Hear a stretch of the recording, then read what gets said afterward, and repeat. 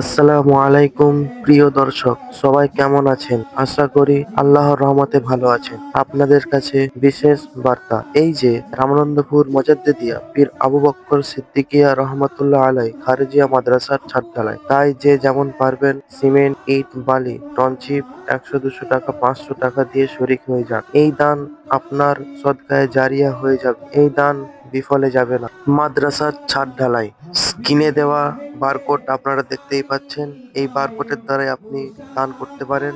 বারকোডটি হচ্ছে কার্যকারী সভাপতি জনাব আলহজ মোহাম্মদ জাকির হোসেন শিক্ষক। এই বারকোডের দ্বারাই আপনি দান করতে পারেন। পরিচালনায় রামানন্দপুর দেশবাসীবৃন্দ, সহযোগিতায় অনুপনগর, সুন্দরপুর ও বাবুরামপুর দেশবাসীবৃন্দ।